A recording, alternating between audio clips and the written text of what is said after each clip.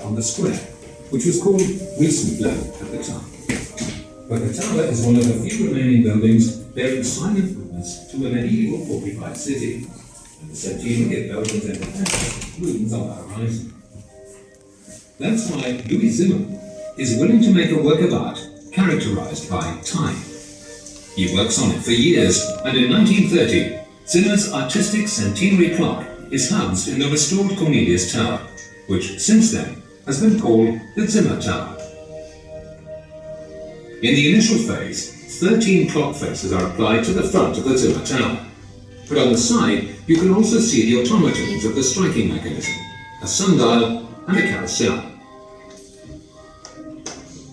In the middle of the front facade of the Zimmer Tower is the clock that shows the official time.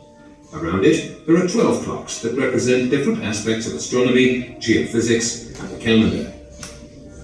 These are the most striking aspects. On number 6, the Earth. It rotates once a day. It is afternoon in all the places located under the gilt band. On number 7, the months, in accordance with the Gregorian calendar as it was implemented in 1582 and still used even today. On number 8, the date. This clock hides an ingenious mechanism with a 4-year cycle so that it can correct for leap years. On number 9, the seasons. The drawing on the clock face was made by Felix Timmermans. On number 10, the tides on the river Lier in Lier. A large ship represents high tide, a small ship depicts low tide. And on 12, the phases of the moon. In the right facade of the tower, there are 4 figures that strike the mechanism. They represent the 4 stages of man's life and were selected from work by artists from Lier. The child represents Bertha, a character from the book Ernest Stas by Anton Bergman. The young man is Anton Bergman as a student. The adult is the ornamental metalworker, Lodewijk van Boekel. The old man is Mr. Peru, a character from the book Anne-Marie by Felix Timmermans. At noon precisely, the carousel honouring the Belgian royal family and the mayors of the city of Lier since 1830 appears on the right side of the tower. Since by no means everyone is familiar with the solar system in 1930 and the astronomical teaching aids available in the education sector are insufficient, Louis Zimmer also decides to set up an astronomical studio. It's ready in 1932 and is installed on the first floor of the Zimmer Tower. The astronomical studio has 57 dials and is subdivided into 9 units. Unit 1. The time zones and the official time in various cities. Please note the Amsterdam time. That is our time plus 20 minutes and was used until 1940. And decimal time, in which a day was divided into 10 hours of 100 minutes each. Unit 2. The tidal movements in various cities. A remarkable exception is the harbour of Ho Chi Minh City on number 9. This Vietnamese harbour has only one tide per 21 hours. Unit 3. The planetary system. Unit 4. Calendars and periodical phenomena such as the Gregorian calendar and the Cotswold calendar, but also the changing lengths of day and night or the period during which meteor showers can be observed. At the bottom of this panel there's a mirror so you can look inside the mechanism of the astronomical studio. Unit 5. The rotation of the Sun and some of the planets. Unit 6. The tellurine, which shows an image of the lunar phase and the tidal movements. Unit 7. Astronomical phenomena. Unit 8. On the ceiling you can see the northern hemisphere with 26 visible constellations. The disk makes a full turn in 1 sidereal day, or 23 hours, 56 minutes, and 4 seconds. And lastly, Unit 9. A few climatological instruments, such as a barometer and a thermometer. What's also remarkable is that the centenary clock, with its striking mechanism, the carousel, and the astronomical studio, form one entity that's driven by one master clock. Want to know more about all the didactic clock faces of the centenary clock, the astronomical studio, or the wonder clock? Ask for the detailed brochure at the information desk, which contains a wealth of information.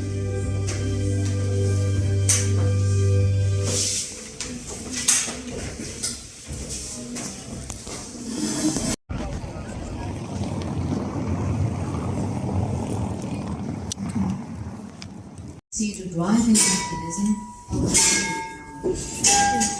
This mother clock drives the 13 dials of the jubilee clock, which is seen as well as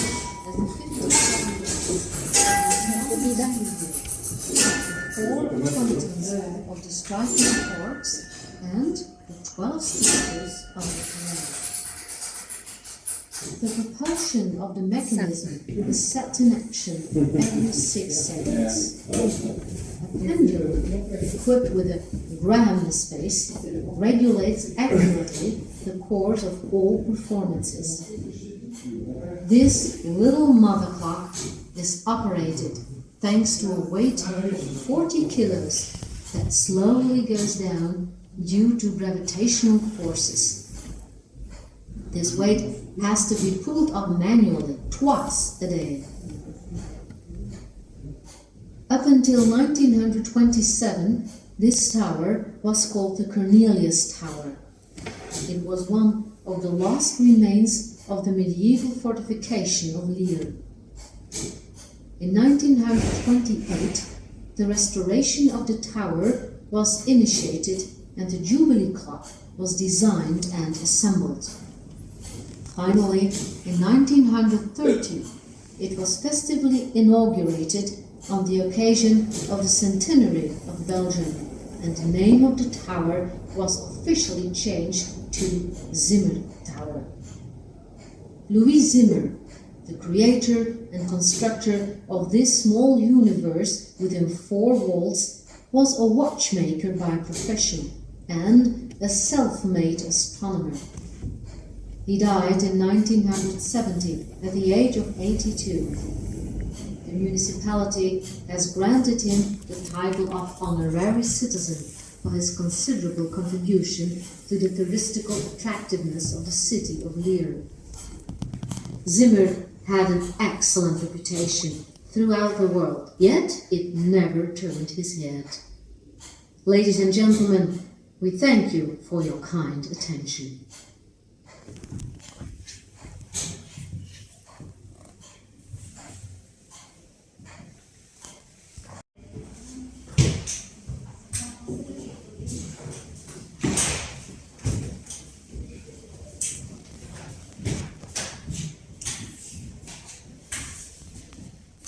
Exposition in Brussels, when the clock was also given a place at the 1939 World Exhibition in New York, it became world famous.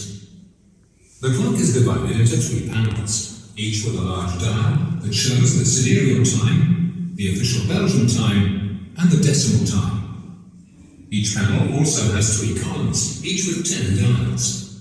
These are a few of the more remarkable ones. In the middle panel, the 6th dial of the middle column shows the movement of the major axis of the ellipse that the Earth makes around the Sun. The major axis shifts 62 arcseconds a year, which means the hand takes 21,000 years to make 1 full turn. Just consider the precision mechanism required to achieve this. The next dial shows how long the Sun is visible above the horizon in Lier. Under that, you can see another remarkable dial.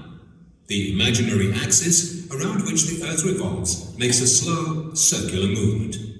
It takes 25,800 years to make a revolution.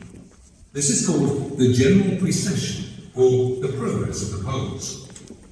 The small hand follows the subdivision of the 360th part, or 1 degree, and takes 71.66 years to make 1 revolution. The big hand follows the precession, and therefore needs 25,800 years to get back to where it started. The movement behind this dial is thus the slowest moving mechanism in the world. The dial in the middle column shows the change in the pole star. As a result of the general precession, in about 12,000 years, our pole star will be replaced by Vega, a star in the Lier constellation. At the bottom you'll see the automatons. The left-hand panel represents a man who weighs 70 kilos on Earth. His weight is then shown as it would be on the various planets and on the Moon. The central panel represents 9 dancers standing on different planets. The dancers all weigh the same and make the same vertical jump with the same force. The height they jump is different because gravity is different on each planet and the Moon.